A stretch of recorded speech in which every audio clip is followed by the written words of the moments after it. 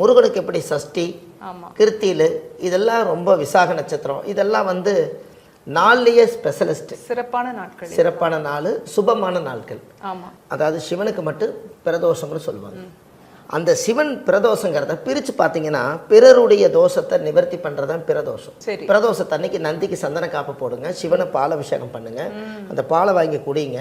இந்த மோட்சம் அந்த அடையாதவங்களுக்கு மோட்சம், முன்னோர்களுக்கு இது பின்னாடி வரக்கூடிய சந்ததிகள் நல்லா இருக்கணுங்கிறதுக்காக இந்த சிவனுக்கும் நந்திக்கு ஒரு மிகப்பெரிய ஒரு தொடர்பு இருந்தங்காட்டு தான் அந்த பிரதோஷம்னு ஒரு வழிபாடு பண்ணாங்க. இப்போ கல்யாணம் ஆகாதவங்களுக்கு ஆதிகால பரிகாரம் முன்னோர்கள் என்ன சொல்கிறாங்கன்னா, நீங்கள் வில்வ மாலை இருக்கு இல்லைங்களா, வில்வ இலை பார்த்துருக்கீங்க? தெரியும். அந்த வில்வ இலைய பிரதோஷத்தன்னைக்கு நல்லா வீட்டில் தண்ணியில் அலசி நீங்கள் அதை கொண்டுட்டு போய் கல்யாணம் எனக்கு நடக்குன்னு சொல்லி உங்கள் கையை 2 கையை வச்சு நல்லா ப்ரேயர் பண்ணி இதைய சாமிக்கு வந்து உங்கள் பேரை சொல்லி உங்கள் ஜாதகத்தை வச்சு நீங்கள் அர்ச்சனை பண்ணணும்.